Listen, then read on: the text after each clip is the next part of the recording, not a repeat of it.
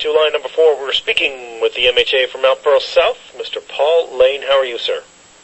I'm great, Jonathan. How are you doing tonight? Very, very good, thank you. I'm glad that I can answer some questions. And before we continue, message to Hugh from George Murphy. He's saying he can't get on the phone tonight, but heating stove is up 0.4 cents. Diesel is up 0.1, but gas is down for the next 6 days. It's down 1.5 cents, sir. So, Hugh, I don't know how much it'll cost to fill your tank, but rest assured it will cost you a little less than what you might have thought. So, Paul, my due diligence is done.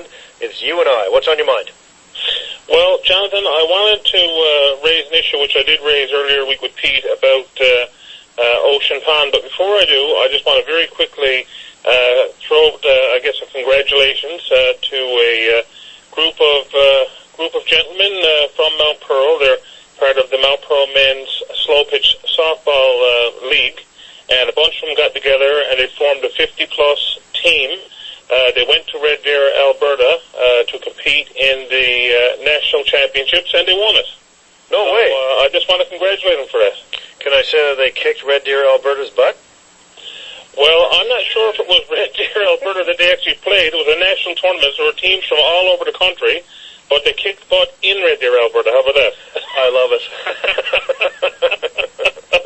But anyway, good on them. So they're the national champs. Anyway, Jonathan, I wanted to get back to an issue, like I said, I raised with Pete, and that was an issue that was brought to my attention by a group of cabin owners in Ocean Pond. And I do have a concern with it because, Ocean Pond, as I'm told, has had a land freeze on it in terms of Crown land development. The land has been frozen for some 30 years approximately. Wow. And, there's been people up there who, wanted to put extensions and expansions onto their properties, and a number of them were told they couldn't do it. There were other people up there who were interested, I guess family members and so on, who, wanted to put a cabin up there next to their family member and so on, and they were told they couldn't do it. And the reason that was given was that the area was environmentally saturated, was the terminology that was used. Saturated with humans. Yeah, I guess so, and cabins and development and everything else. Are these cabins on septic, or do they have plumbing? I guess it's all septic, hey? I would imagine they would all be septic, yeah. Okay. So, anyway, there's over 300 cabins in there, in the Ocean Pond area. Wow.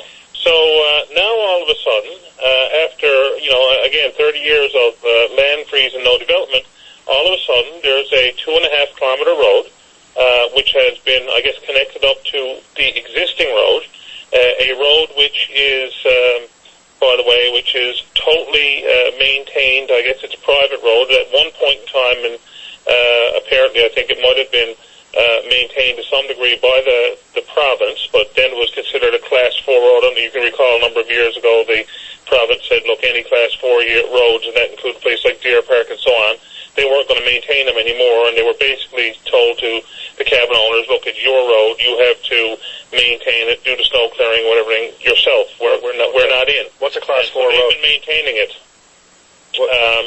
Pardon me? What constitutes a Class 4 road?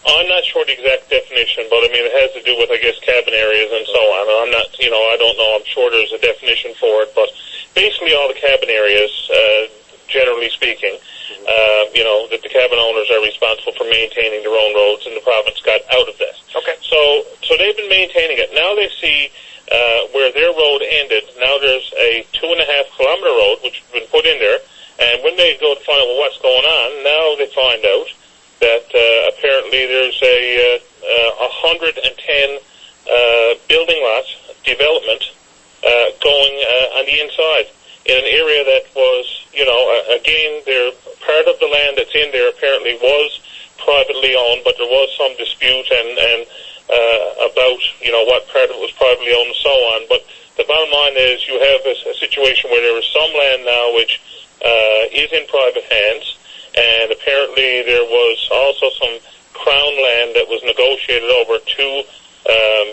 that estate, in addition to what was there, and that land has since been sold, and apparently there's a development, they're told, that's going to be happening. Now, who told them that there's a going to be a development? This is what I'm unclear about. I was mentioning this in the preamble earlier. So, Paul, who got the information out in Ocean Pond that there's a development? I mean, besides the obvious fact that they built a road 2.5 kilometers long, who was given this type of information out? Well, from what I can gather, my understanding is that I guess when the road went in there, then cabin owners went to Crown Lands and so on, trying to find out what is going on. Why is the road going in there, and so on. Okay. And the information, and I can't tell you exactly who was given by what, but the information that I guess that was put out there is that, that there is a development that's taking place, 110 cabins is what's proposed. Now, since then, they've recently been notified of this development and been told that there's an environmental assessment process which will be taking place, and cabin owners in the area are given the opportunity to say, look, if you have any environmental concerns, then here's the website or whatever, go into this site or and put your concerns in writing, and I guess email them or you can drop them off to the Department of Environment and so on as to what your environmental concerns are.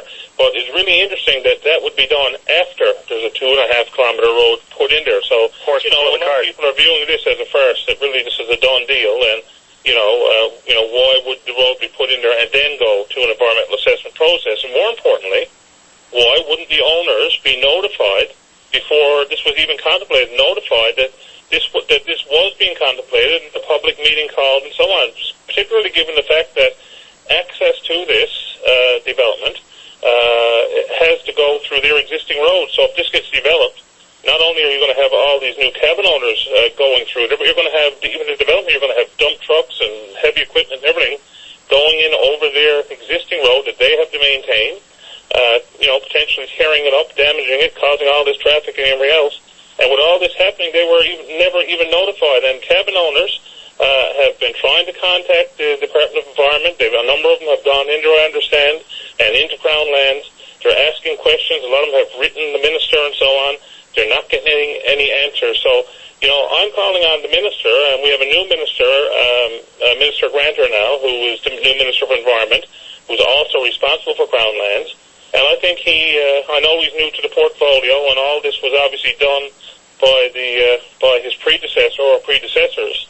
But I think that they need to do the right thing. They need to call a public meeting for all of the persons who own cabins in the Ocean Pond area, provide them with the information about what's going on, what the processes are, answer their questions, and address their concerns before any development is contemplated. I think that certainly behooves the government to do so.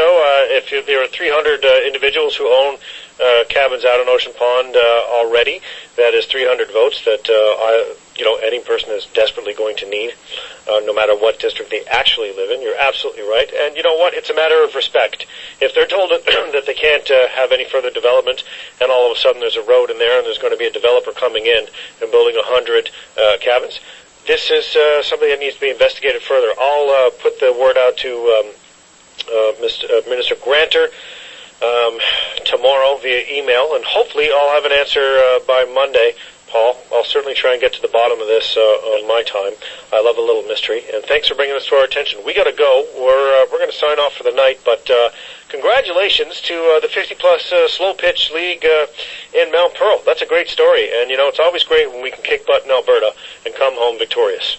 Absolutely. No matter who's butt we kick. Thank you, John, for your time. It's always a pleasure talking to you. And as I said, the government claims now that it wants to be open and transparent with the people. Here's an opportunity. Call the meeting.